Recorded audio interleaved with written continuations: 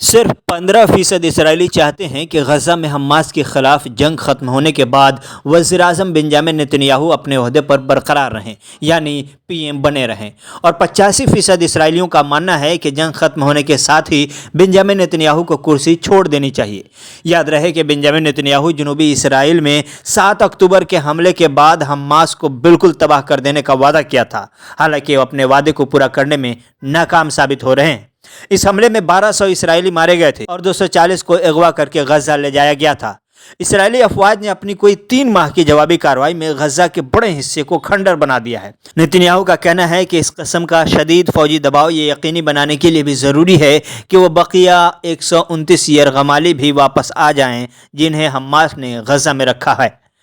اس سے قبل لگ بھگ 100 یرغمالی نومبر کے اواخر میں تبادلے کے ایک سمجھوتے کے تحت آزاد کر دیے گئے تھے، جس کے تحت سینکڑوں فلسطینی قیدیوں کو بھی آزاد کرنا پڑا تھا۔ اسرائیل ڈیموکریسی انسٹی ٹیوٹ یا IDI کی جانب سے کرائے جانے والے رائے عامہ کے جائزے کے مطابق سروے میں شامل 56% لوگوں نے کہا ہے کہ فوجی کارروائی جاری رکھنا یرغمالیوں کو آزاد کرانے کا بہترین طریقہ ہے، جبکہ 24% سمجھتے ہیں کہ تبادلے کا ایک سمجھوتا جس میں ہزاروں مزید فلسطینی قیدیوں کی اسرائیلی جیلوں سے رہائی بھی شامل ہو بہترین طریقہ ہو سکتا ہے۔ غزہ کے صحت سے متعلق عہدیدار کے مطابق اس جنگ میں 22,000 سے زیادہ فلسطینی اب تک شہید ہو چکے ہیں اور زیادہ تر آبادی بے گھر ہو چکی ہے، جبکہ 70% سے زیادہ گھروں کو اسرائیلی افواج نے تباہ کر دیا ہے۔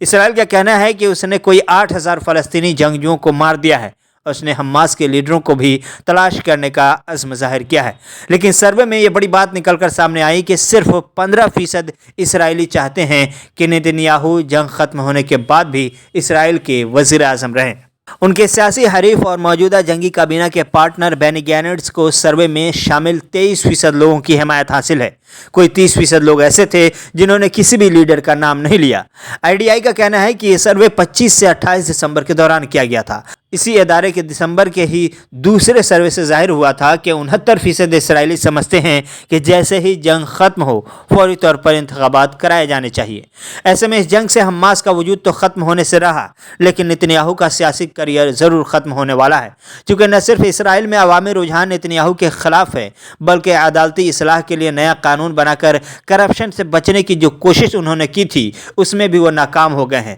چونکہ سپریم کورٹ نے اس متنازع قانون کو بھی منسوخ کر دیا ہے۔ ایسے میں ماہرین کا ماننا ہے کہ جنگ کے خاتمے کے ساتھ ہی بنجامن نتنیاہو امریکہ فرار ہو سکتے ہیں یا پھر انہیں کرپشن کے کیس میں جیل کے اندر رہنا پڑ سکتا ہے۔ کل ملا کر بنجامن نتنیاہو کا مستقبل اندھیرے میں نظر آ رہا ہے۔ اس بیچ اسرائیل یا بنجامن نتنیاہو کے لیے ایک دوسری بری خبر یہ ہے کہ جنوبی افریقہ نے اسرائیل کے خلاف عالمی عدالت انصاف میں مقدمہ درج کر دیا ہے۔ اسرائیل پر غزہ کی پٹی میں حماس کے ساتھ جنگ میں نسل کشی کے ارتکاب کا الزام لگا کر مقدمہ درج کیا گیا ہے، جس پر اسی ماہ ہالینڈ کے شہر دی ہیگ میں قائم بین الاقوامی عدالت انصاف میں سماعت ہونی ہے۔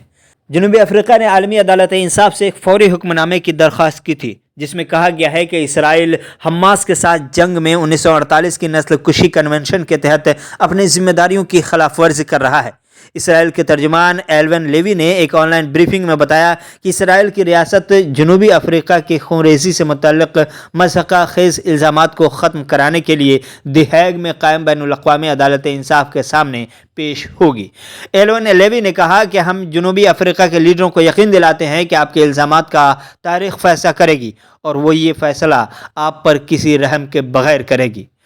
ادھر دوسری جانب جنوبی افریقہ کئی دہائیوں سے اسرائیل کے زیر قبضہ علاقوں میں ریاست کے قیام کے فلسطینی موقف کی حمایت کرتا رہا ہے۔ وہ فلسطینیوں کے حالات کو نسل پرستی کے دور میں جنوبی افریقہ میں سیاہ فام اکثریت سے مشابہ قرار دیتا ہے، جبکہ اسرائیل اس موازنے کی سختی سے تردید کرتا ہے۔ بین الاقوامی عدالت انصاف، جسے بعض اوقات عالمی عدالت انصاف کے نام سے بھی پکارا جاتا ہے، ملکوں کے درمیان تنازعات کو حل کرنے کے لیے اقوام متحدہ کا ایک ادارہ ہے۔ اسرائیل کی وزارت خارجہ نے جنوبی افریقہ کی جانب سے دائر کیے جانے والے اس مقدمے کو بے بنیاد قرار دیا ہے۔ وہیں جنوبی افریقہ کے بین الاقوامی تعلقات عامہ اور تعاون کے محکمے کے ترجمان کیلیسن مونیلا نے کہا کہ جنوبی افریقہ کی نمائندگی کرنے والے وکلاء 11 اور 12 جنوری کو طے شدہ سماعت کے لیے تیاری کر رہے ہیں۔ اب دیکھنا ہے کہ عالمی عدالت انصاف سے بھی فلسطینیوں کو انصاف ملتا ہے یا نہیں۔